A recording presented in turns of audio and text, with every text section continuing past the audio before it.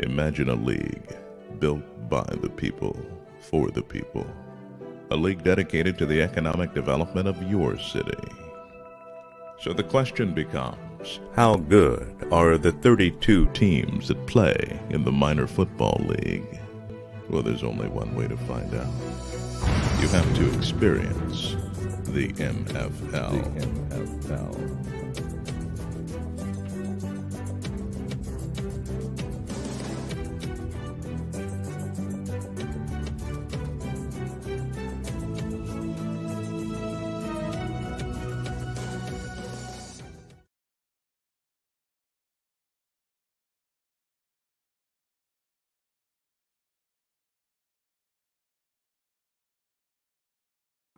Welcome to another edition of Inside the MFL. I'm your host, Dr. Richard D. Myles Sr., CEO, Chairman, and Founder of the Minor Football League. I want to tell everybody, make sure you keep your mask on. Keep your mask on. I got my guest here today. First of all, Lisa, how you doing today? Hi, good afternoon. How are you? Oh, good. I got Dr. Pat Freeman on. How you doing, sir? I'm good. How you doing? Loved your press conference last night. And of course, you know, we definitely have to have Keith on. Keith, how you doing today? Good, Doc. Thanks for asking. Appreciate it very much. Always a pleasure to be on the show with you. Okay, we got a little bit of talk about it, and I would be remiss if I don't make a comment about what went on Wednesday. I mean, that was crazy. And I don't want to sound like I'm beating the drum. You know that we definitely got to get 45 out of there because that was ridiculous. And then you found out that someone died there, and the police officer died today. I mean, give me your spill on that, ladies and gentlemen. Yeah, well, I just, you know, I didn't even know what to think about what happened that night, that afternoon. And just, I think, like everyone, in shock and really unnecessary. I think we've wondered why so many people are angry and why we are all so divided. And it's because of situations like this. And just really people need to start to respect one another. It's not just about you, and we have to take everyone into consideration. You know, people were out there. It's aside from just going and protesting, but many of them also were not wearing masks, and we're still very much in this pandemic as well. So it's just, you know, it's on so many levels. It's just really unacceptable. Right. Dr. Freeman, happy birthday. I heard you turned 17 years old, sir.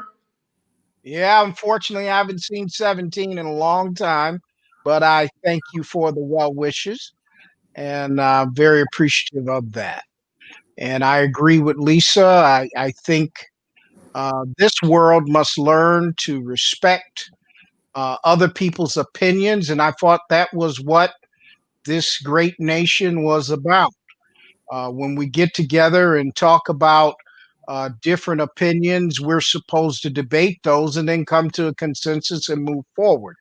What we saw Wednesday was that thought process totally broken down.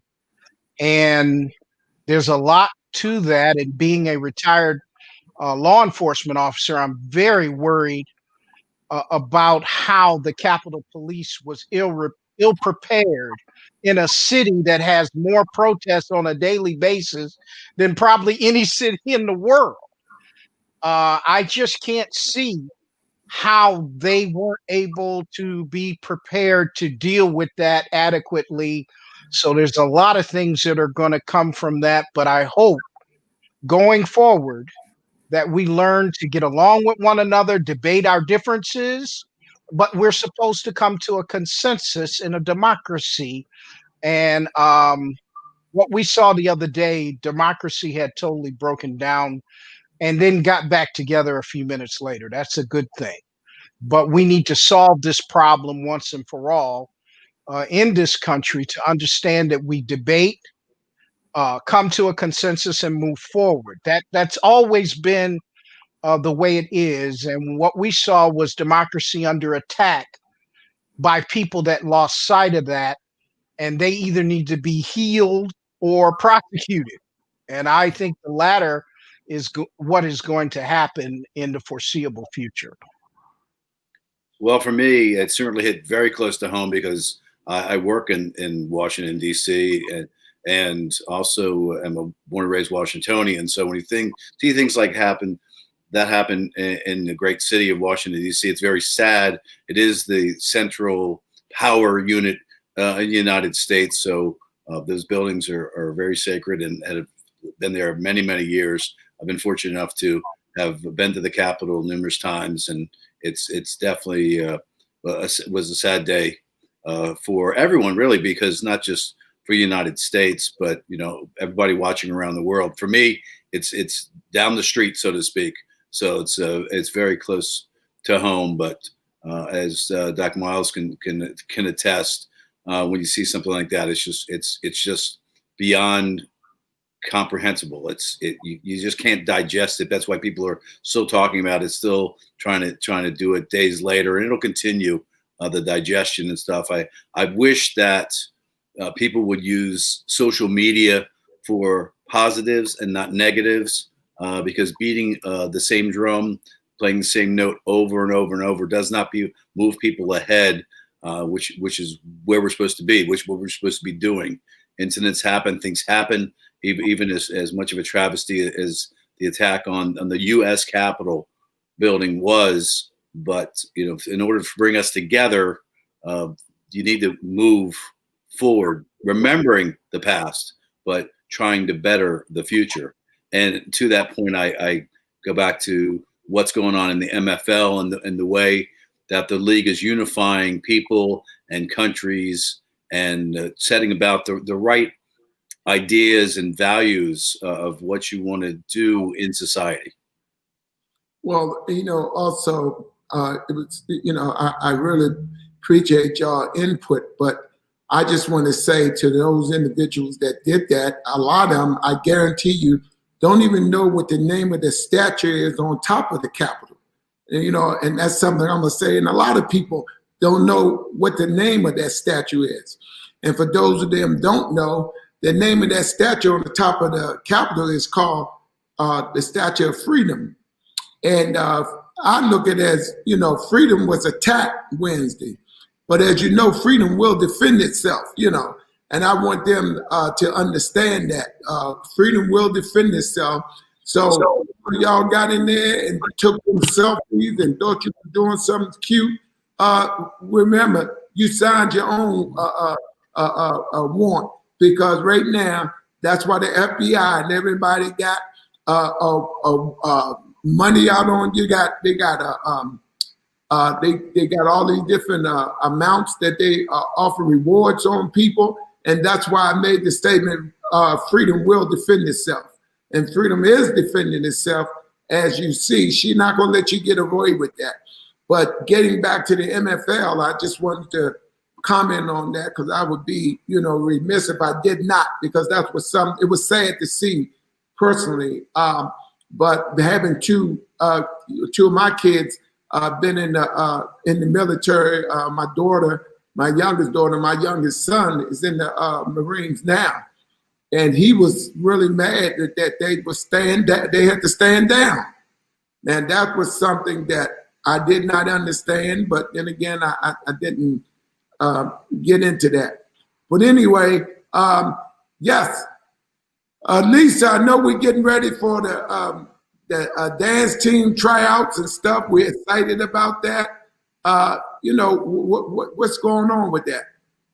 Yeah, we are in the process of getting some dates together. We're looking and hoping with everything that we can start up in early March and start heading out to the different cities and holding dance team auditions for the MFL teams. We have 16 teams that we're looking for 30 dancers for each team. So that puts a lot of performers to work, especially coming out of this pandemic where so many performers have been on the back seat waiting, maybe to audition, waiting to start a show or something, and haven't had the opportunity to get out there and do what they love. So we'll be bringing that, and it's tons of opportunities as long as dancers are 18 years of age and older. Just really looking forward to meeting and seeing everyone. I think we're going to have a huge turnout. We've been getting a lot of noise and a lot of responses from all of our advertising, and the question now is, which city will I be at first? So yeah, so just keep in touch and keep following the MFL and stay on top of it, because we've been updating as we go along with all the teams and all the GMs. We are all, collaborating and getting things together here. And, before I go to Dr. Freeman, and don't worry, Keith will be there as soon as he find out what city you're in. We'll make sure we have Keith there to cover things. Also, Dr. Freeman, birthday man. That was a great press conference, and I like the way you updated everybody. We got a lot of calls. They was very excited about, okay, we got news from the MFL. Things get ready to move. I'm like, slow down, slow down, slow down. But all the GMs are getting ready to make those same announcements and stuff. And we just want everybody to know that Dr. Freeman in the dog fight, as you know, Keith, we're commenting on in a minute, he got something coming up there on June the 5th, but he's just laid back and relaxed. So what are some of the things that you've been doing, Dr. Freeman? I know you've been doing a lot. Maybe that's the wrong, maybe I need to rephrase what I just asked you, because you always got some great things going on up there. Well, we're just following the script that I've been given, and we're just putting out there how great an opportunity it is to have a minor football league franchise in Western New York and Southern Ontario. It's a great opportunity, and I think people are going to find out why the MFL is the laboratory of change. We're about to do some great things in the communities in which we are located, and I think these are some of the proposals and things that are about to come forth are going to really just feed into the excitement that I think we've already created, knowing that a league that is dedicated to the economic development of the city in which it is located in is really going to come into fruition with some great ideas and plans for that particular city. And we're going to bring all of that into fruition. And I appreciate the opportunity that you have provided for me, Dr. Myles, and I'm just trying to do the best that I can on each and every day to bring your words into fruition here in Western New York and Southern Ontario. So kind. Keith, as you know, Dr. Freeman trying to set a trap for the Washington Chiefs when they come there. Absolutely. I think he might get a surprise too, Chief. Keith, as you know, if you didn't know, we did sign the new GM for the Washington Chiefs. Also, we signed the new GM for the Florida 49ers. So we're excited about that. And also, we're just trying to get Dr. Freeman to give people a little break, because, he ready to jump on everybody. But I think he's going to get a surprise. Keith? Well, there is a lot of excitement in that part of the country, and obviously what's going on in Buffalo is a big deal. And to ride that wave, I'm sure that's part of why Dr. Freeman is as excited as he is, because he sees how much football means to that region. He knows really how much that football means to that region, and an opportunity is upon us now that the team in Buffalo is doing so well. And regardless of how they do in the playoffs, it doesn't matter. I was talking to some people earlier in the week who happened to be Buffalo Bills fans, and they were saying it doesn't matter how bad the team is or how bad it's been, that it's certainly a part of the community. And I think for Dr. Freeman to be able to take that as his mantra, as he has up to this point, and continue to serve the community through football over the summertime and continue that way. It's a nice little way to fill the gap in the community, but at the same time building momentum and really having that region take the new Chargers into their home as well, and hopefully that'll be a big deal in that area. So. And since we will, because we're very mindful, very respectful, because both cities have teams in the playoff since the Washington team ain't been there since '85.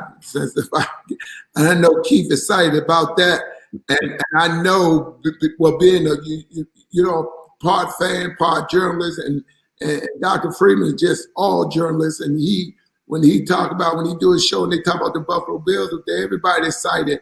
It's just like Washington, D.C. They expect the Washington team to go to Super Bowl every year, knowing that's crazy. But I remember a time when it looked like the Bills went to the Super Bowl every year. Right. Yeah, they went 4 straight years at one point. So I'm going to let Keith ask both of y'all respectively, questions about what you're doing. But let's just take a couple of minutes on them, the two NFL franchises. Me personally, I think that the Washington team have a great opportunity here with the Buccaneers. I just think that they have a great opportunity. We used to call in the days I used to play trap games. You have to be careful of them trap games. You know what I mean about that? Because you got to be right. And always in professional sports, when that first round is always shaky, you know what I mean? You're nervous and, you're better the next game, but that first game, I mean, you had experience with that, Dr. Freeman, covering the NFL for almost 30 years. Why is those games like that is so important? I would say, ask you for the team, and I'll let Keith elaborate on it. Well, it steps it up a notch. When you talk to most pro coaches at the beginning of the season and you ask them what their outlook is, they'll tell you first thing we got to do is win the division. You win the division, you're automatically in the playoffs. So both of these teams, Washington and the Bills, have won their division. So they've accomplished that first professional football coach's goal. And now you're in the tournament, anything can happen. I mean, especially this year.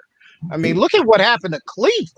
I mean, they're going into this game not only with players that have been disqualified because of COVID-19, but their head coach is now disqualified because of COVID-19. So anything can happen, but the first and foremost goal is to get into the tournament itself. And both Washington and Buffalo have accomplished that. And that's a feather in the cap of any head coach when they sit back and reevaluate this season once it's over. Now you don't want to be one and done. So the challenge is on both of those teams to get out of wild card weekend. They've expanded the schedule to 7 teams on each side, and only one team has the bye. And we'll see if that hurts those teams that basically are going to have off close to 2 weeks, because if you have the number 1 seed, chances are you rested a lot of players that last week of the season. So it's going to be very interesting. I like Washington's chances. I've told people that. I said they have one of the best defenses I've seen, especially their defensive front. And when you can play defense in the playoffs, you have a very good chance. Now, Buffalo, on the other hand, their defense has played better, and that's a testimony to Leslie Frazier. Leslie Frazier is one of the best coaches out there. I don't know why he is not on the front side of the list for another head coaching opportunity, because what he did with that defense in Buffalo, I believe, is his best coaching job. They were really bad at the beginning of the year, and he told us in a press conference, and he basically said, I got to make this unit better. And he did. And I think that that will help the Bills out. And their offense has been pretty good the last 6 weeks of the season since that incident that happened in Arizona when they lost on a Hail Mary pass. So it's going to be interesting. I like the chances of both of these teams coming out of wild card weekend, and I really am impressed with Washington's front. And before I get to Keith, the Washington team is like those type of people, Lisa. They come on your party, you don't want them there, but once they get in there, it's all you wrote. You don't really want them to come, But when they get in there, Keith, then now, oh boy, now we got to deal with them because we're here, because they're here. That's why I give Washington a little bit of the edge. Not taking nothing from Tom Terrific, but Tom will have to be terrific on Saturday, Keith. Absolutely. Yeah, that front four led by Chase Young is just really stepped up. For me, it's full circle because I was at the last Super Bowl for both of those franchises. So we're not really, maybe they're probably talking Super Bowl in Buffalo. They're not really talking Super Bowl in Washington. But just the fact that you get into the playoffs, that's the big step. You play these games to get into the playoffs. And unfortunately for a team like the Miami Dolphins, who were tremendously improved, they didn't get in. So it came down to the last game of the season for a lot of franchises. Washington won the game, no matter what the naysayers say about what Doug Peterson did for the Philadelphia Eagles, how he coached. And the Buffalo Bills, they earned their way. They actually won the AFC East, which you couldn't say that for about 2 decades or a generation. Right, Doc Freeman? I mean, it's just yes, sir. It's a astounding thing. It's either everything or nothing. You know, having been able to get to know Jim Kelly and Thurman Thomas and some of the Andre Reed, some of the greats that played for the Bills over the years. These guys have been waiting themselves. I mean, because it's always you live and die by that franchise, especially if you played for that team. And I know how big the alumni has been in Washington. Just hoping that the franchise would get through. But Ron Rivera is a fantastic coach. I thought he should have been Coach of the Year. He certainly was a candidate. Sean McDermott won at least one award for Coach of the Year. But, you know, again, when you can take the Bills, not just to the playoffs, but you can win the division, that's big. So I have no issue at all with that award being, because there were so many guys that deserved it. And to Doc Freeman's point, Leslie Frazier is one of the best assistants in the game, and I haven't heard anything about him interviewing anywhere. There's some Eric Bieniemy and some other people, even some former coaches have been interviewing for a lot of openings in the league.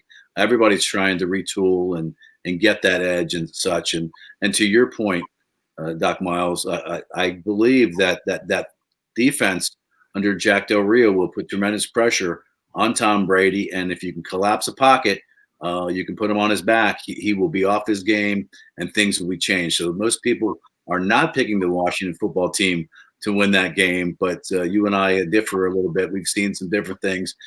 Having them in your backyard, so to speak, and having access does give you some intel that other experts may not have. But anytime you're going up against Tom Brady, it's a big deal. What he's done in Tampa has been phenomenal. It's been a very, very interesting football season.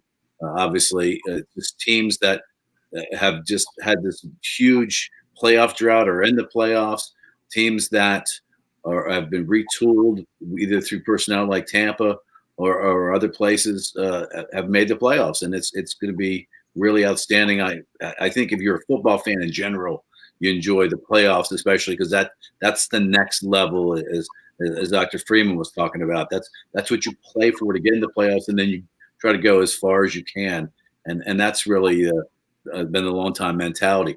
I've been fortunate enough to have covered different teams in the NFL that have dance teams, or what used to be cheerleaders, and now it's more of a dance situation. So, Lisa, from your standpoint, there's a lot of talent out there for the sidelines and entertainment value for the MFL.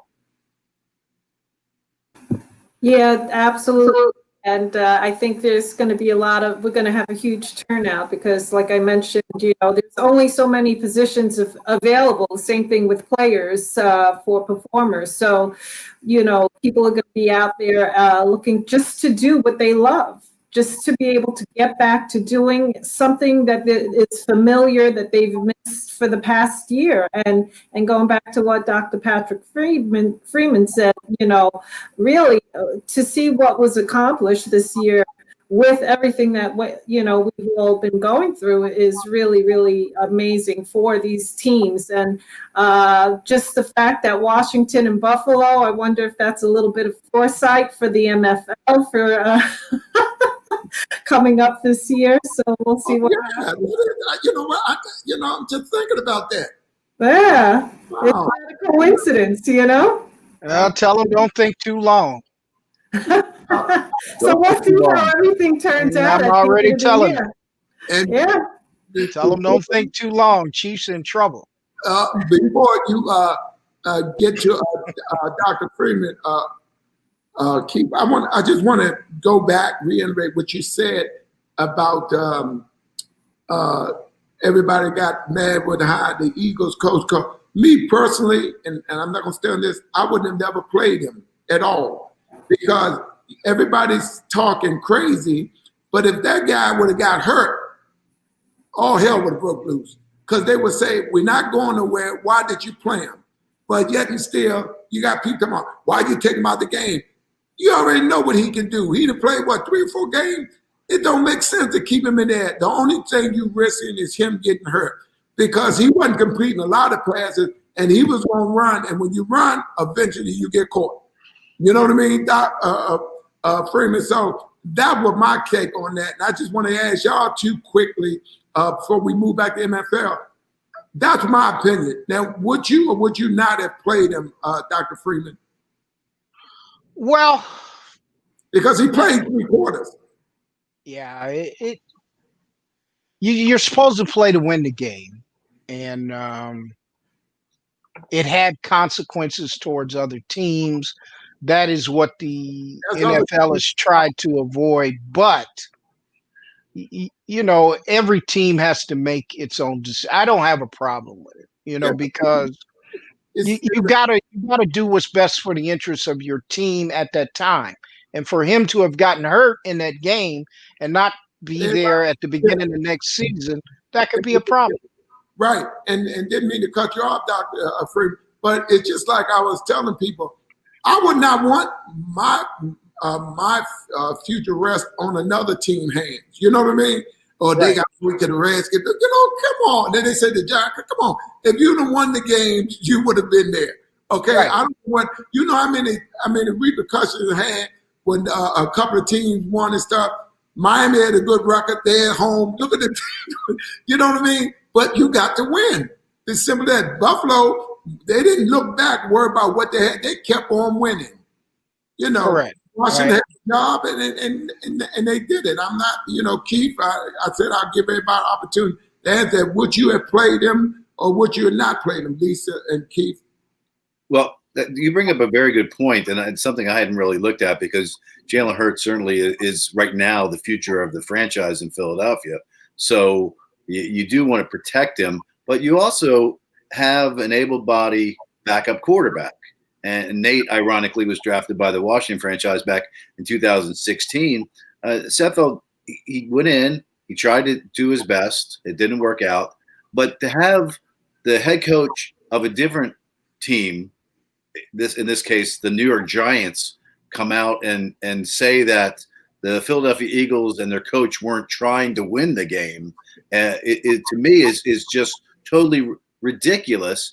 Because had the Giants won one more game, they would be in the playoffs and we wouldn't be having this conversation at all. So to your point, Doc Myles, totally with you. Win more games, and that's how you get into the playoffs. Not because somebody lost. I got the job because somebody died. Good for, you know what I'm saying? It's like that's how you want to get a job. You want to earn it on your own. And it's ridiculous to hear that and to call out somebody. I mean, like Philadelphia or not, as a franchise, they under Doug Peterson won a Super Bowl already. I know that's a tough town to play in. Even if I've seen some things in covering the NFL that I only talk about and not in public because it's just horrendous the way some of those fans act. They're their own fans on top of everything else. But from a franchise standpoint, Doug Peterson obviously is a solid coach. And if Jeffrey Lurie, the owner of the Eagles, thought that there was something amiss there, he would have fired him. And as far as I know, right now, Doug Peterson still is the head coach of the Philadelphia Eagles. So win games and you get in the playoffs. That's kind of how it works. And again, talking about the Miami Dolphins. Unfortunately, they didn't win enough. They had a good record, and they've got a really solid coach in Flores down there who's doing things, making things happen. The fan base has been brought back in, and it makes a big deal. Not everybody's going to be as fortunate a franchise as they have in Buffalo, because a lot of people jump off the bus when you're not winning games. So that's just how the world of sports goes. Win and you're in. Lisa? Yeah, definitely. And it's finding that rhythm and finding that winning streak, which, it is difficult. But when you have a team and they're working well together, then they get into that rhythm and they're able to go out there and do what they need to do and get themselves into the playoffs and, moving forward. But I just feel like, kind of like Dr. Freeman said, just the coaches, they're going to do what they want to do to win the game. And so they're going to play and they're going to put the players in who they feel is going to get them to that point. But really, ideally, it's just making sure all the pieces work together, all the gears are connecting, and you can do that, then everything goes the way that you have in mind. Similar to the MFL, we have all these GMs, everyone's working together, and the gears are rolling, and we're looking forward to having a great season this June. So I know, Dr. Freeman, a lot of players been calling me up in your area. I told them to contact you. I don't know if you talk with them a lot, and they are really excited about it. But excuse me, I had to get that yawn out, He's boring himself.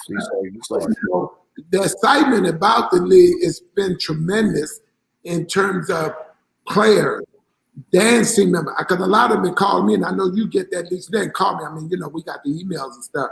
So, and all the work that we're doing up here, along with the other GMs, that's why we always try to make sure we get the GMs on and give Keith an opportunity to interview them. And, just going back to touch on the thing that you're doing up there, Doc, and, some really important things up there. You got the support of the community and the powers that be. Well, excuse me, pardon me. You're going to have to take a nap before your show, sir. You're going to have to take a nap. Hard to do, or people are really, because I know a lot of people know you up there. My mother-in-law, she never met you, but she knows. She says, is that the Dr. Freeman up here? Everybody knows you. And I'm like, wow.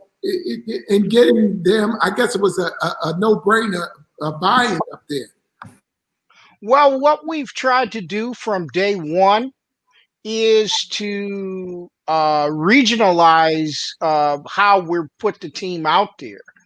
And we've gotten support not only from the Rochester City Council, but we have support from the Buffalo City Council and in Niagara Falls. And I've had conversations with people in Canada, but the border's closed because of the pandemic right now.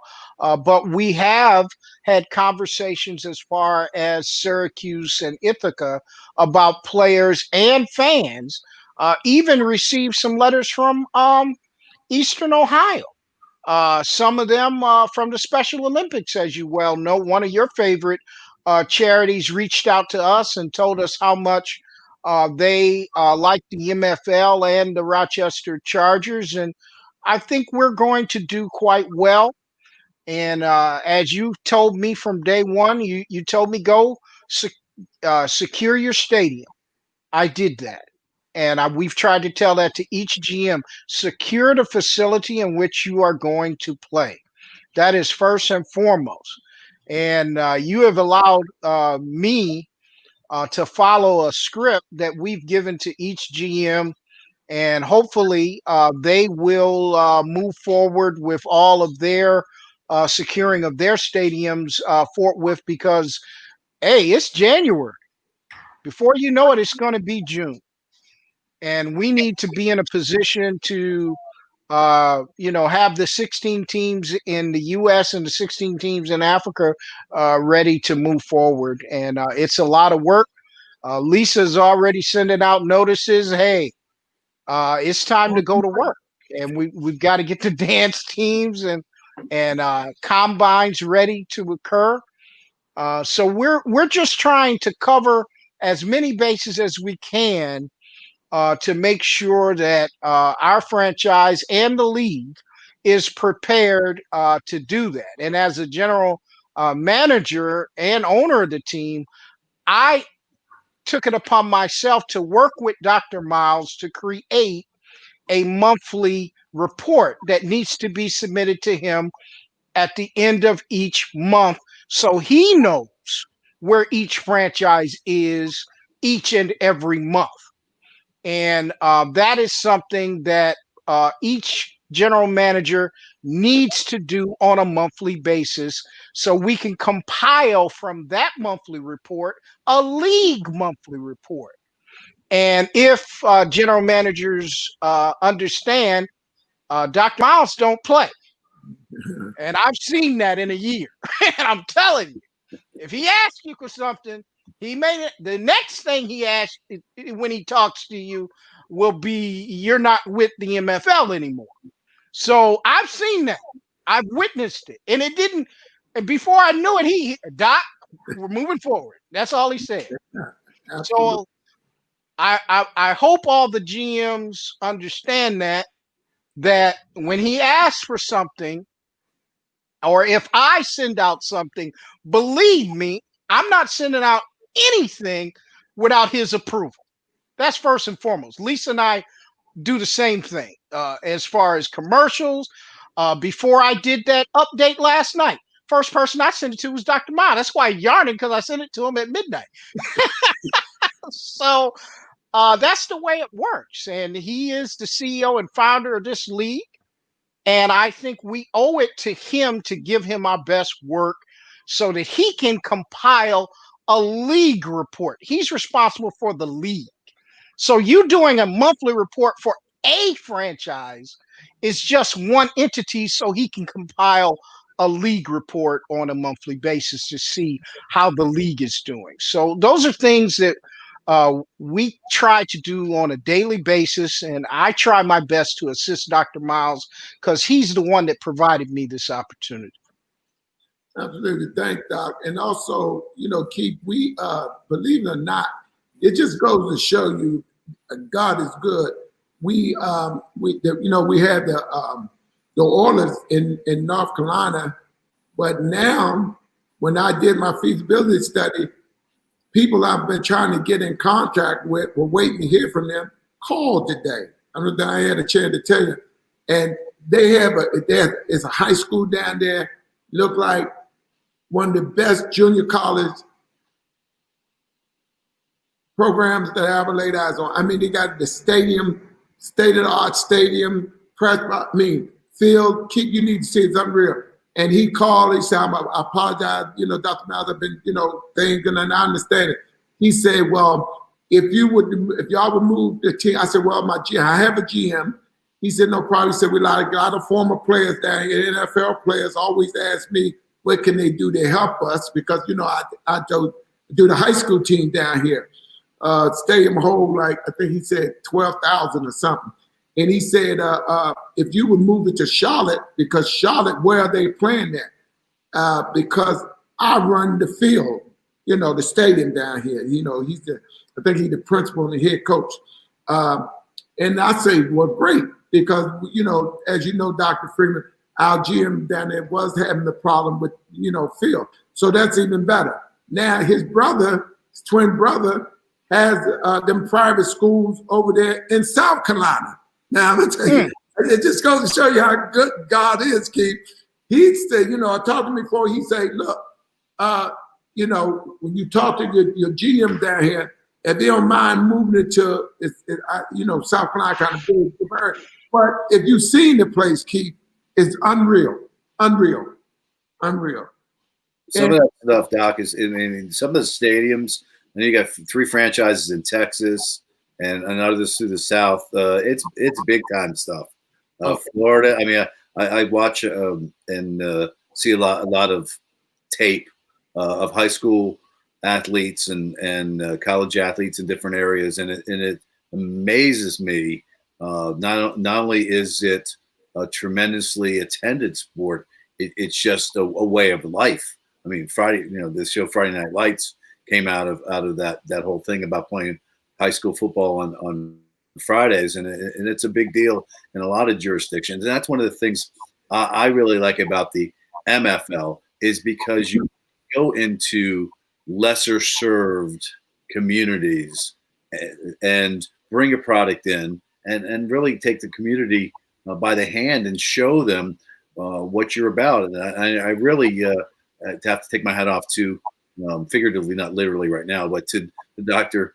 Freeman for the press conference that he had, and everything that he laid out, and securing the stadium, and talking about the community, and talking about the importance of what the MFL stands for, the laboratory of change, and different things like that. It's not about football. It's about opportunities for people to partake in a profession that they love. And it goes back to Lisa and the dance team. There are a lot of people that just want to dance, or they want to be on the field, and they want to be entertaining the crowd, and the value of the MFL. I mean, everything about it that you've laid in place, Myles, has been really, really insightful. And I know you've been at it for a long, long time, but when you carry the torch and you get people to understand what you're about and what your mission is, that's why you see people like Dr. Freeman and other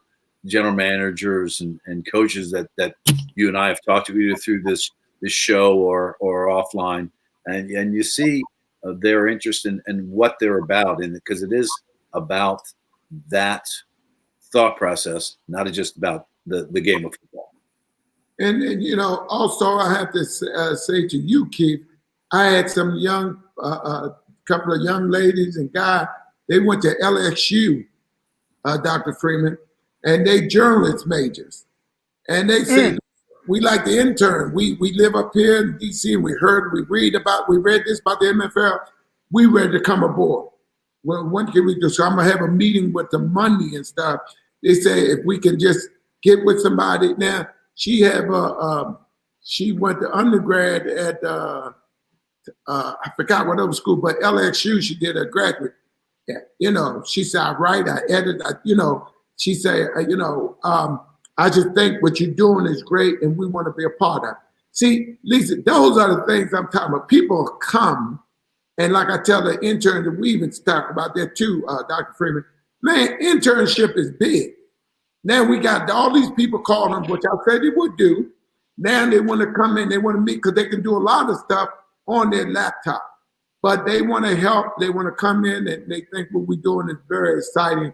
So these are the type of things that I'm proud to have people such as yourself with me, but also now that millennial group that we've been trying to get, they begin to call now, and I was going to tell you about that, Dr. Yeah, I mean, they're calling, you got anybody in broadcasting that we can get under, we ready to do, because we want to work, we have jobs, but this is what we went to school for, and I thought that was great, Lisa. Yeah, absolutely. And like everyone just keeps saying, it's the MFL is a league that is a development league in so many areas, and it gives opportunity to people. Many people are not doing what their dream job is, or that they went to college for. Many athletes, many performers, they have to take these 9-to-5 jobs, and this is an opportunity for them to come out and do what they love.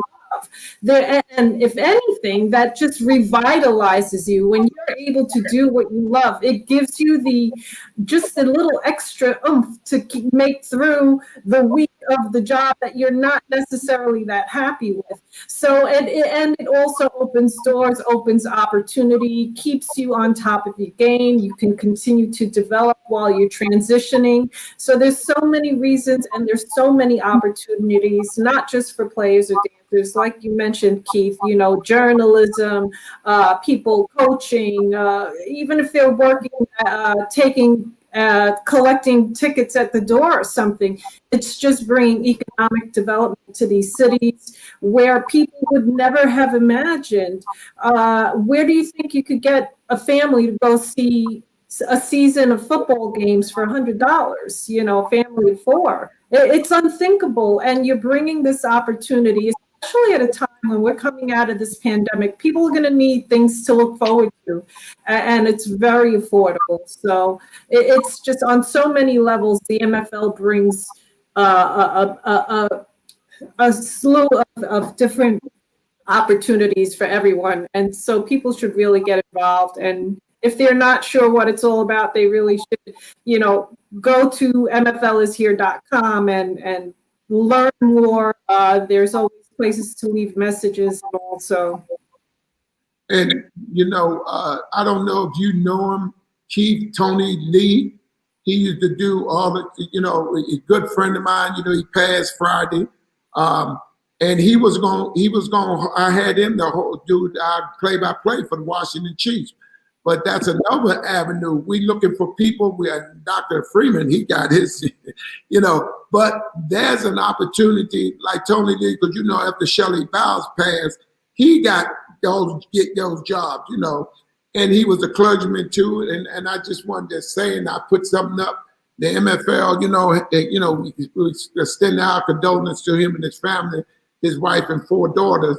But, you know, we gonna need people that, you know, broadcast our games. You know, a lot of positions here open that, you know, that we welcome people. So these are the type of things that you keep in broadcasting and understanding that we need people to do the play-by-play for our games as well. Well, I think that the league provides a lot of opportunity from a broadcast standpoint, and not just professionally. I mean, I put my years in, and my internships are long ago. But when students are majoring in journalism or broadcast journalism, whatever your school calls it now. I went to the University of Maryland, majored in radio, television, and film, and it's not called that anymore. But I've been fortunate to be involved with all 3 entities over my career. But there aren't a lot of opportunities out for. It's a lot more than when I was coming up. But you have a lot of regional networks and expansion of sports.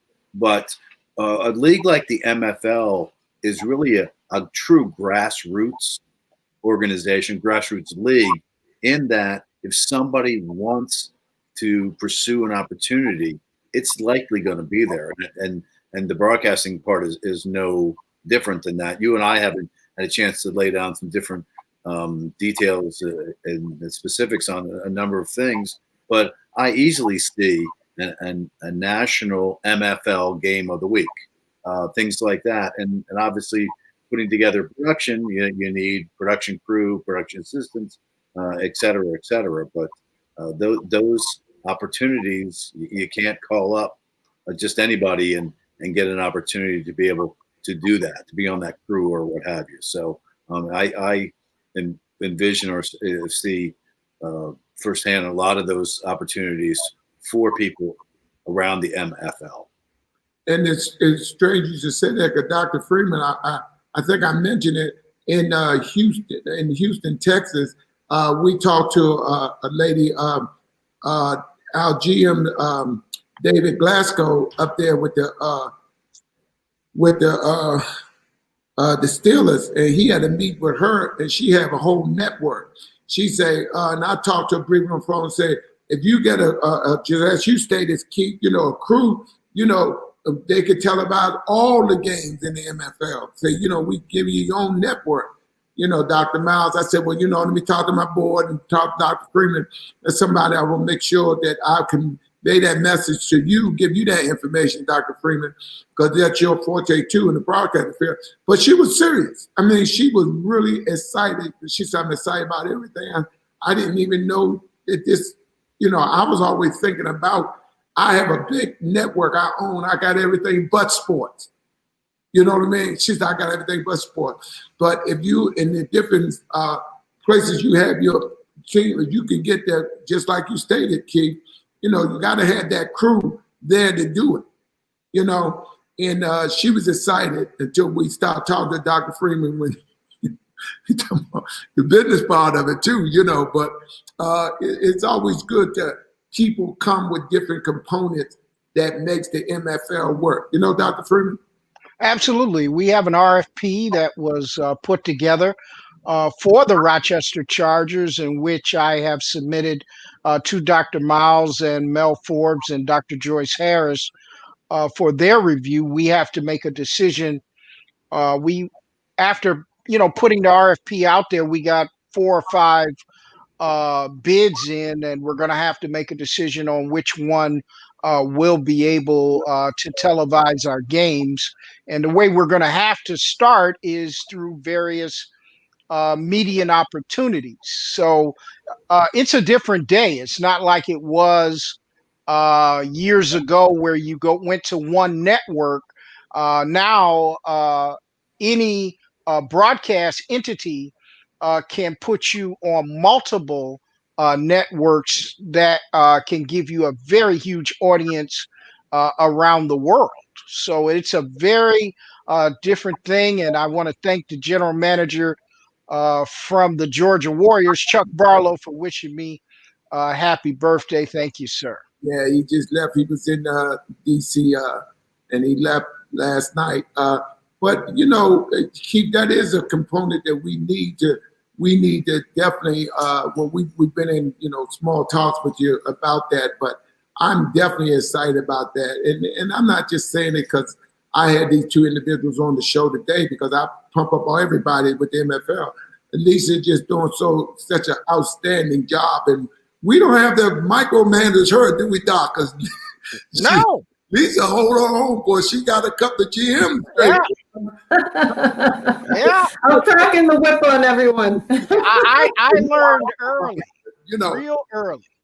But it's great that you have some people, like-minded people, such as we had, that's working together, Keith, and doing just a great job. But, in close, I want to thank y'all, but, I want to wrap our show up by talking just a little bit more, because I got to congratulate the Buffalo Bills. They got a turf up there, Diggs. He's up there. We want to say a shout out to him, doing a great job. I know he's glad to be there in Minnesota. First team All-Pro came out today. What a steal. Oh, yeah. Wasn't that great? And as you know, you got to get the Washington team credit. I mean, absolutely. Absolutely. And although I got to get my shot in, Lisa, because, New England was on vacation this year, for the years the guy was on sports saying, oh, well, y'all should be happy. You were playing the JV team. Hey. So what are you talking about? But we need to give credit where credit due. I don't normally talk about that, but being a native Washingtonian, and we are based here in Washington, D.C., I just want to congratulate the Washington team and the Buffalo Bills. And wouldn't that be crazy? Them two was in the Super Bowl, huh? Well, wow.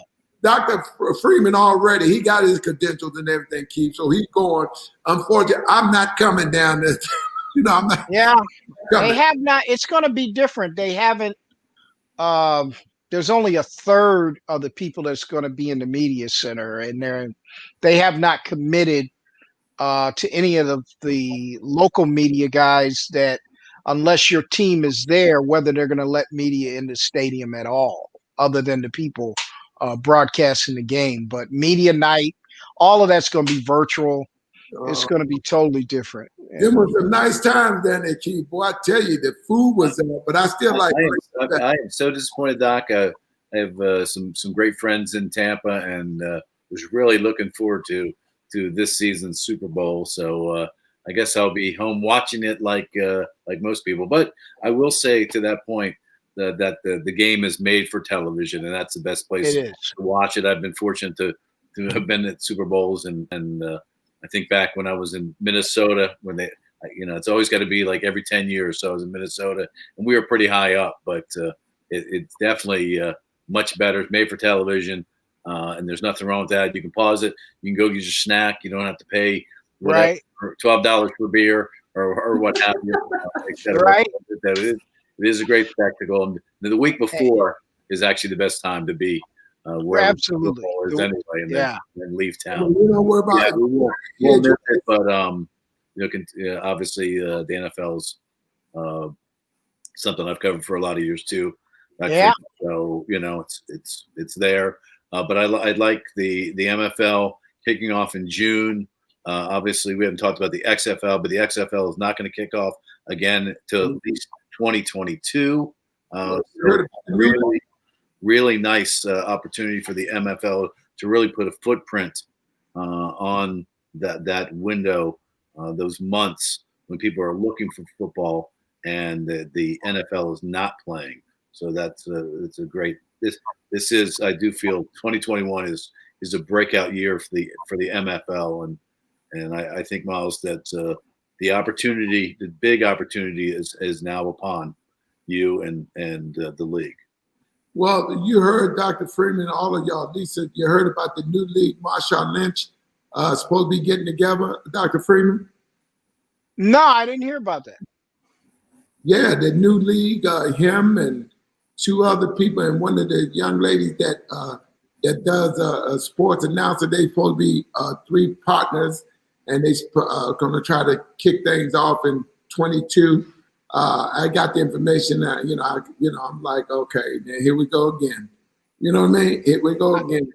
People like know how hard this is, so they think it's easy. Yeah, it's not easy. Why reinvent the wheel? All he has to do is contact you, and I'm sure that he would be an owner in due time. I don't know why people keep trying to reinvent the wheel. You've been around 25 years, and most other leagues don't last, and that includes AAF and XFL. But most people come up to me and ask, what is Dr. Myles' secret? How does he keep making it? And you told me at the Super Bowl last year, when the commissioner from the XFL was running around doing interviews, you walked right over to me and said, it will not last long. And I called you that day when they folded, and you were absolutely right. Yeah. He said the formula does not work. You're trying to duplicate a league that got to that point rather than stay within your lane. And you've always told me that. He said the NFL does this, we're the MFL. I understand where we are, but we're going to do just fine. And I followed that roadmap, and I appreciate you for having that foresight. And they realize they don't understand. It took the NFL 100 years to get where they're at. 100. We ain't doing so bad so far. No. So I'm really excited about that. But I'll let you know. I'll make sure y'all get the information about it. But it's a shame how they always keep trying to, I think it just sounds good to them. We going to start this league. It's enough to leagues, believe me. And if you're trying to be like that other league, forget it. Right. They try to see you trying to get some of their, they're gonna make it very difficult for you. But the brilliance of Dr. Freeman and his knowledge of it is 40% of sponsorship the NFL don't even get because they don't care about it. Right. So that leaves a little stuff for us, and all we need is a little bit. Lisa, we just need a little bit. Yeah, all we have to do is do what we do, and that's it. Don't worry about what other people are doing. Stay focused on where we're moving, where we're going. People are excited. There's tons of fans out there, and we're going into areas where people are underserved. So, this is the thing about the MFL, and that's why it works. And we could y'all ain't saying about Lisa looking real spirited today, y'all. I like that shirt. I don't have one of those. You know what? All right, Doc, I don't have one of those blue MFL shirts. Oh, wow, Lisa, I don't even have a written. Send us one, Lisa. Lisa looking real good. But I'll make you put it on virtually. I want to thank you, ladies, Lisa. I want to thank you, gentlemen, for being on. Look forward to all the great things we're going to do, and I'll see y'all next week. You've been listening to another edition of Inside the MFL. I'm your host, Dr. Richard D. Myles. We'll see you next week. Thank you.